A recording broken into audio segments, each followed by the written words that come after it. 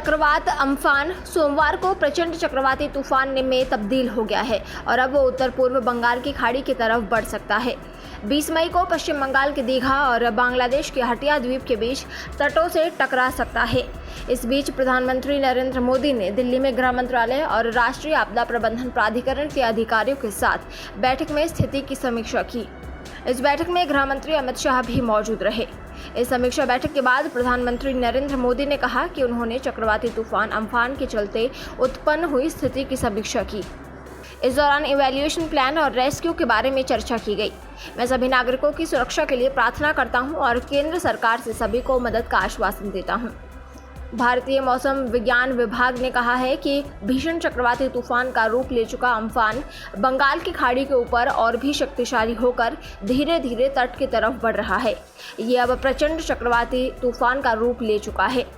विभाग ने कहा कि ये उत्तर पूर्व की तरफ बढ़ेगा और तेजी से बढ़ते हुए उत्तर पश्चिम बंगाल की खाड़ी पहुंचेगा और भीषण चक्रवाती तूफान के रूप में दीघा और हटिया के बीच पश्चिम बंगाल और बांग्लादेश के तटों से टकराएगा। विशेष राहत आयुक्त पीके जैना ने कहा कि इससे ओडिशा के तटीय इलाकों में भारी बारिश और तेज रफ्तार हवाएं चलने की आशंका बढ़ गई है और राज्य सरकार ने यहां के संवेदनशील इलाकों से लोगों को निकालने की प्रक्रिया शुरू कर दी है। मछुआरों से 21 मई तक समुद्र में नहीं जाने को कहा गया है। कोरोना संकट के बीच एक और आफत भारत के कुछ राज्यों की तरफ तेजी से बढ़ रही है। चक्रवाती तूफान अम्फान दक्षिण और मध्य बंगाल की खाड़ी के ऊपर काफी खतरनाक रूप ले चुका है।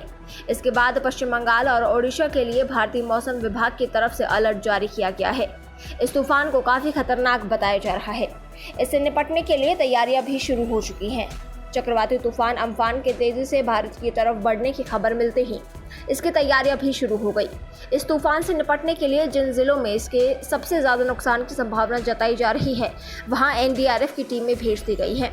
एनडीआरएफ ने इसे अपने लिए एक दोहरी चुनौती बताया है, क्योंकि एक तरफ जहां कोरोना वायरस से लड़ने के लिए देश की तमाम इकाइयां अपना काम कर रही है, तो वहीं अब इस नई आफत के लिए भी अलग से टीमें बनाई गई हैं। एनडीआरएफ ने इसके लिए कुल 37 टीमें बनाई हैं। Most likely, as per the IMD report, to turn into a very severe cyclonic storm by this evening and continue to be so for some time. As far as NDRF is concerned, in Orissa and in West Bengal, a total of 37 teams have been deployed, out of which 17 are in deployment right now, with 3 possible additions in West Bengal, and that will be 20 teams actively deployed and 17 teams on standby. So to repeat, in West Bengal and Orissa, a total of 20 teams will be actively deployed by the end of this day, with 17 teams on standby.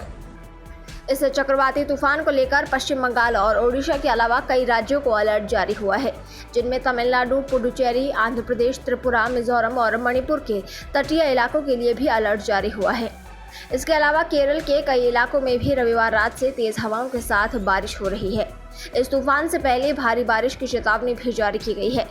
Bhubaneswar IMD के director ने बताया कि अगले 6 घंटों में काफी तेज हवाएं चलने और तूफान की आशंका है। कई इलाकों के लिए तेज बारिश की चेतावनी जारी कर दी गई है, जिनमें गाजापट्टी, पुरी, केंद्रपाड़ा, बालासोर, भद्रक, जाजापुर, मयूरभंज, खुर्जा, कटक जैसे इलाके शामिल हैं। वेरी सीवियर साइक्लोन की जो कि चक्रवात है, जो कि हमारे दक्षिण बंगाल की खाड़ी में मध्य वाले क्षेत्र में बना हुआ है और ये करीब 760 किलोमीटर पारादीप से दक्षिण में स्थित है। और बात करें दीघा जो कि पश्चिम बंगाल में, उससे करीब 960 किलोमीटर दूर दक्षिण पश्चिम में स्थित है। और बांग्लादेश से इसकी स्थिति देखें तो खेपुपारा से करीब 1050 किलोमीटर दक्षिण पश्चिम में स्थित है।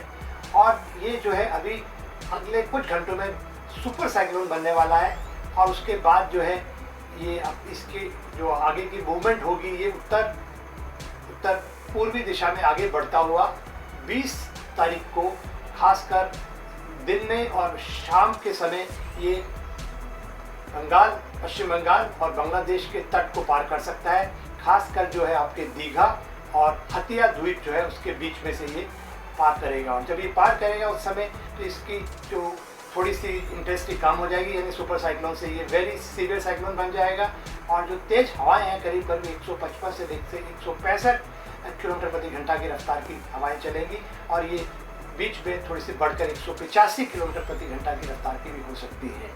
तो और उसके साथ साथ जो है करीब करीब 4 से 5 मीटर ऊंची जो है आपके कहते हैं स्टॉर्म सर्ज जैसे कहते हैं लहर उठ सकती है। खासकर आपके ये जो दक्षिण और उत्तरी आपका 24 परगना जिला है और मेदिनीपुरा जो जिला है उसमें भी 3 से 4 मीटर ऊपर जो है आपकी स्टॉर्म सर्ज यानी लहर उठ सकती है और ये जो है एस्ट्रोनॉमिकल लाइट से ऊपर होगी। इसके अलावा ओडिशा और पश्चिम बंगाल में एनडीआरएफ टीमों की तैनाती हो चुकी है। एक दशक में 5वां बड़ा चक्रवाती तूफान झेलने जा रहे ओडिशा ने इस बार भी लोगों के जीवन की रक्षा के लिए बड़ी रणनीति पर काम शुरू किया है। राज्य आपदा प्रबंधन विभाग के अफसरों के अनुसार प्रदेश में करीब 11 लाख लोगों को सुरक्षित स्थानों पर ले जाने का काम शुरू कर दिया गया है। इन लोगों को ठहराने के लिए ओडिशा में करीब 567 शेल्टर होम और 7,092 अस्थायी आवासों का इंतजाम बंदोबस्त किया गया है। पुरी, भद्रक, केंद्रपाड़ा, बालासोर, मयूरभंज, जाजपुर, नयागढ़, खुर्दा और कटक जिलों में एनडीआरएफ, एसडीआरएफ और पुलिस की तमाम टीमों को स्टैंड बाय पर रखा गया है।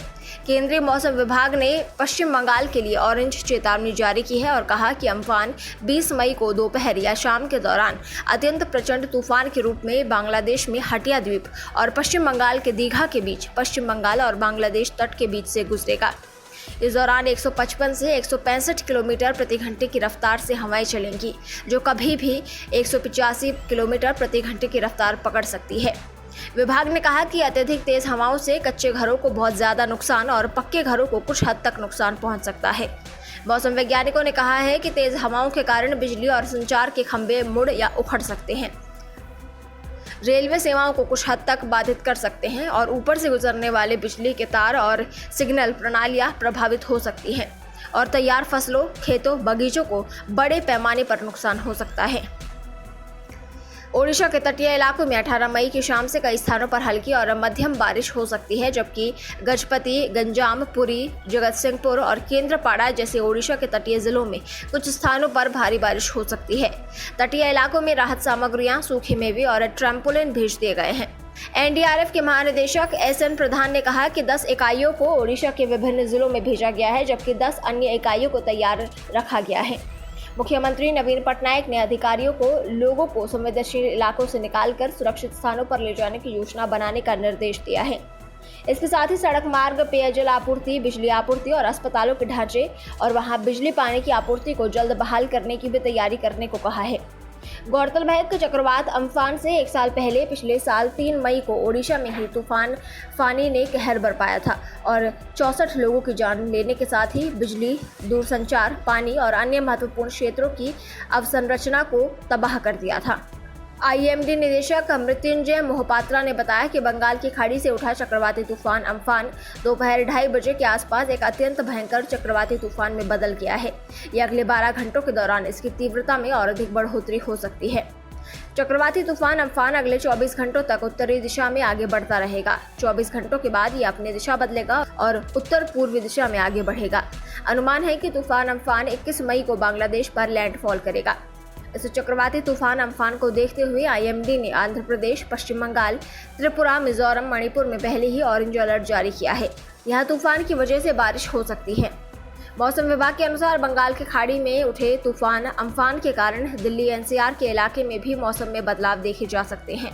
चक्रवाती तूफान अम्फान इस समय बंगाल की खाड़ी पर 12.5 डिग्री उत्तरी अक्षांश और 86.4 डिग्री पूर्वी देशांतर पर है।